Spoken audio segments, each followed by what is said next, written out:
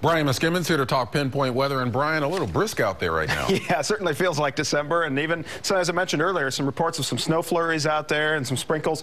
But certainly been a very chilly December day, and it's actually been the coldest day we've seen in about 9 months. But making for some spectacular photos. Let's take a look at this photo sent in to us from Bob O'Brien there in Waldport.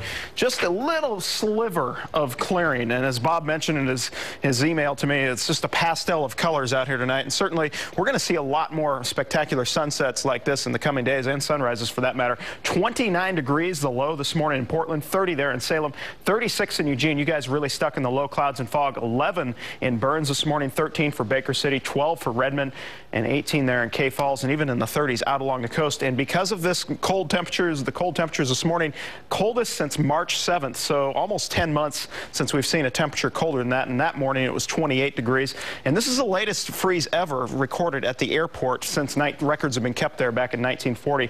The latest before that was back on December 24th, 1999, and several more sub-freezing days ahead as far as morning lows go. Now, daytime highs, we rebounded nicely, 41 for Portland. Across the state, though, east side, boy, you guys really stuck in the cold and under the low clouds and fog much of the day. 23, all the better you could do for Burns. And current temperatures across the metropolitan area, everybody in the 30s.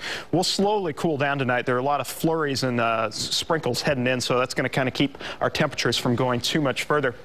And as mentioned, there's that system, just a very weak system. It looks more impressive on radar than it actually is, that all this is sagging south. So as we go through the next several hours, we're going to see these flurries and sprinkles increase. In fact, widening out the view a little bit, just really a big ridge of high pressure sitting out over the Pacific. And that's really we're going to see that ridge kind of build in over the next couple of days, but there's a weak system just sliding down the backside of it, and because of that, that's why we have those sprinkles and flurries tonight. Now, taking a look at Raincast, walk you through it. There we are tonight about 6 o'clock. Notice that band of snow moving in, especially to the east part of the metropolitan area tonight.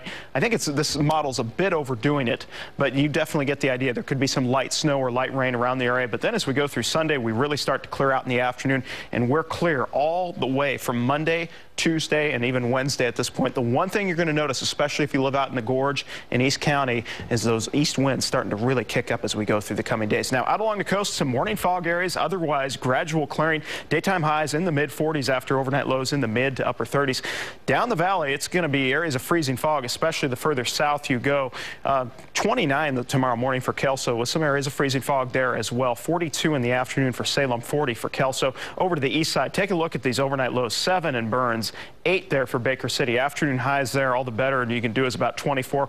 Morning snow showers giving way to gradually clearing skies. In the Cascades, the top-end temperature at Government Camp, 28 degrees, another great skiing day. Clearing skies after a few morning flurries, otherwise becoming sunny in the Gorge and those east winds kicking up in the afternoon. Some 41 downtown tomorrow, some areas of freezing fog, becoming mostly sunny in the afternoon. 39 in Hillsborough tomorrow afternoon, 40 for Lake Oswego and Beaverton. Overnight lows tonight generally right near the 30-degree mark for most locations, so that's why I'm concerned with that areas of freezing fog. If you have to head out early tomorrow morning, do be prepared for some possible slick driving conditions. We'll be tracking it through the night here at KOIN Local 6, and we'll warm up to 40 degrees, if you can call that a warm up. And then as we go through your 7-day forecast, it looks like we turn quite breezy, especially later Monday into Tuesday, and then possible flurries Thursday night into early Friday as we got that cold air and maybe some moisture riding over the top of it. So, well, even with the cold air, it looks like we're going to have a little bit of sunshine to go with it, so that works. I even washed my car today, so if that tells you I have some faith in some dry weather. Very good. Thanks a lot, Brian.